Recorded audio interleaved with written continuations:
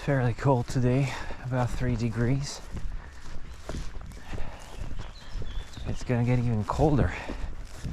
It's supposed to be a bit below zero. I think this night or next night. Something along those lines, yeah. Probably one of the last frosts. Could even snow, in fact. So it's one of those crazy April moments when winter makes a little bit of a comeback. Hopefully the frost won't be too severe to affect the, well, everything and everyone really. Hopefully not.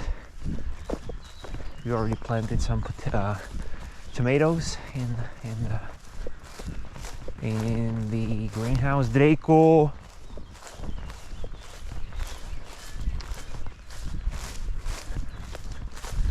Always comes in for a little bit of a lick, don't you, Drake?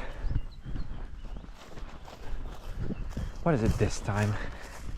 Some new like, seriously, if you look at it, doesn't it look like a giant pile of throw up?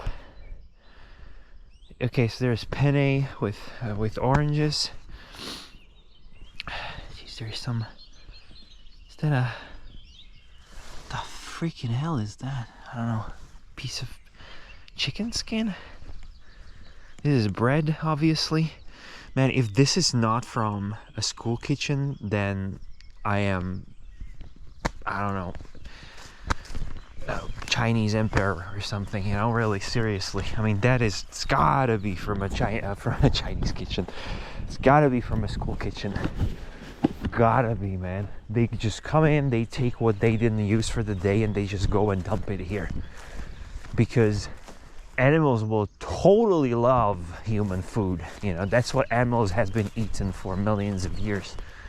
They've been cooking themselves some penne with oranges. Yep.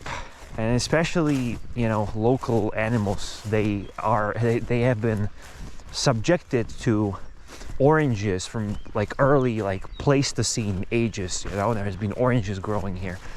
Whatever.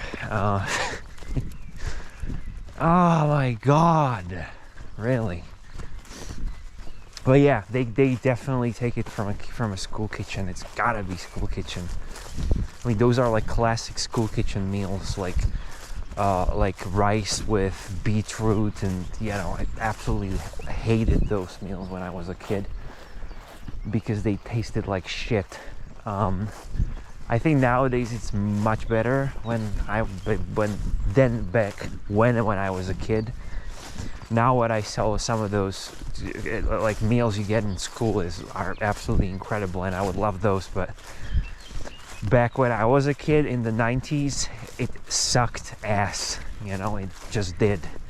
At least in Central Europe. I don't know, maybe in Britain it was great, or America, I don't know. But in the 90s, Central Europe, it sucked ass. Save for a couple of meals. I mean, I had some of my favorites, but those were once in 2 months or something, and the rest was just horrendous. Yeah, I usually like the sweet ones because those were the ones that kind of, they were just sweet. There was nothing to ruin, really. There's nothing to do wrong. So I like the sort of sweet porridges with cinnamon and well, we have a couple of sweet meals. I don't know what their names in English, but yeah, there was this one with baked what do you call them, sort of I also don't know the word for that, but it's like a little baked sort of dumplings with a vanilla cream poured over them, and for instance, I love those because I mean there's nothing to kind of fuck up, because it's just vanilla cream and baked sort of, little dumplings. There's nothing in there that you can make horrible, unless you use salt instead of sugar. But for instance, I love those because those were just, you know, like a dessert, or essentially it wasn't really a meal, to be honest. I mean, it's not a food I would give to a children at a school, to be honest. But yeah, I like those. And anything sweet that was with poppy seeds, I love those too. But everything else, like these kind of risottos and all sorts of meats, oh my god, those are the worst. Absolutely the worst. Yeah. Whew. And to this day I still hate pickled beetroot because it was everywhere all the time. And oh my god, like beetroot is amazing, you know, when it's fresh, where it's baked, anything but pickled beetroot, oh my god, please no. So yeah, so and when I see this, it's totally school kitchen. It's gotta be. They just go in, they're like, hey, do you have anything you haven't used this day or this week? I don't know how old it is. And they're like, yeah, sure, we got this old bread here, we got this, we're not gonna use that anymore. They just take it, you know, maybe in the giant ass, you know, pots. They dump it there, they bring it back, and that's how it goes. But in what, like, I would like to know, what are they thinking, you know? Is it like they really think they're doing well or good for the animals? They think they're like providing them with, like, I don't get it. I just don't get it. I don't get it. It's like people throwing bread and old sort of bread rolls and all that to swans and ducks at a river or pond or lake or whatever. You know, it's kind of the same thing, but on those people's defense, they're not gamekeepers, you know, they're just people that don't know any better, that probably were taught this by their grandparents and their parents, and nobody told them, or they didn't look for it enough to discover that white bread and bread in general for waterfowl is just toxic, you know, like they're not gonna downright die when you feed it to them, but, and of course they're gonna eat it, obviously, but it's the worst thing that you can give them. Worse. And yes, they can actually die from it, and they can starve to death because it doesn't give them any nutrition, and it can bloat in their stomachs. It can do all sorts of bad stuff for them, but people still freaking do it. But they're just people, they're not gamekeepers. But this, I'm sorry, but that to me seems like the same freaking thing. Okay, there's like something that I like you could pass off as a good feed for deer, but 80 or 90% of it is just trash, you know. But they're, and you could say, yeah, but that's kind of the same thing. But yeah, but they're gamekeepers, you know. They should know freaking better. They are people taking care of the wild game. They're taking care of the forests. So those people should be very well educated in that regard, and they shouldn't do shit like that, you know. Sorry, that is just unexcusable. I don't know. I just don't understand. But yeah, if you see, or if you're doing it yourself, hey, I mean, you know, you learn things, right? So if you do feed bread or white bread or old bread, whatever kind of bread, to waterfowl, please don't do it. It's really not worth it. If you want to do good by waterfowl, if you want to sort of feed them, I don't know, with your kid or whatever, or you like to do it, then spend a little bit of time on it and give them something that they are going to really their bodies will really appreciate, you know. Like, for instance, one of the best things that you can give them is a salad, you know. So if you really want to spend time on it, go out, buy some salad. You know, it doesn't have to be a perfect salad, but get some salad essentially.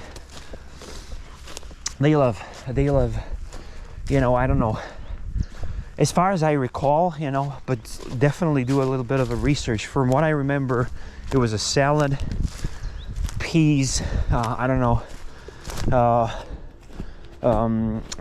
corn, you know, these kind of things, you know. Okay, they're essentially herbivores, you know. So no stuff like, I don't know, just not human food. Okay, like, I mean, salad is a human food too, but just like some greens, you know, something like peas and all that. I don't know if they carrots too, you know, maybe like grated or something, things like that.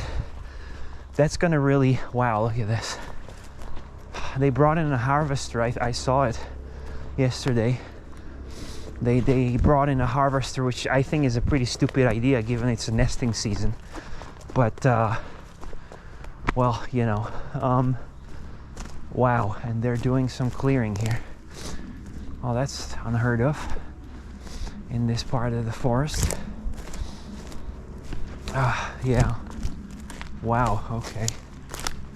Damn. They created sort of a road here, we see that? Like, it goes all the way there. Wow, okay. Yeah, I think that's a pretty stupid idea, given that it's like the peak of a nesting season and they bring a harvester into the forest. I mean, seriously. You know, these kind of things should be done in, like, well, after nesting season. I don't know, autumn, a winter, you know, or very early spring, if anything, like, I don't know, February or something, you know. Ideally sooner than that. But yeah, they came in the middle of April. But anyway, definitely do your own research. I was never feeding, as far as I recall, I was never feeding waterfowl. It was never my thing. So it's not my field or like my expertise or anything, but from what I remember, they love salad and plant-based things, plants essentially, you know.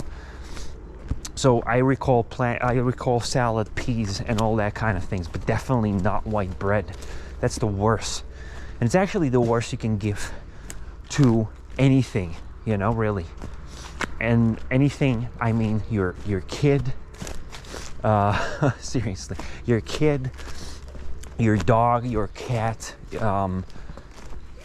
White bread is just, you know, as few white bread as you yourself eat, the better, you know. I'm not saying it's gonna kill you, of course not, you know. I mean, some nations eat white bread all the time, like Italians and French and all that. So it's, you know, it's not gonna kill you, obviously, and it's not toxic or anything. But, like, you know, if you reduce it as much as you can, the better. And just don't give it to animals. If you can, just don't give it to them, okay? Yeah, you know, if you have an old white bread, then I don't know, just throw it in the trash, you know. That's just better, I guess. And I hate to throw out food, but sometimes it's just better to make that call and just, you know, not you know, sort of not throw it in the water somewhere for waterfowl. It's not gonna help them, really. It's not gonna help them. It doesn't give them any nutritions, and if it's in the winter, that their stomach might get full and they might feel like, oh, we've already eaten, and they're not going to eat anything, and that hard frost comes and they're going to die because they have zero nutritions in their bodies. So they will be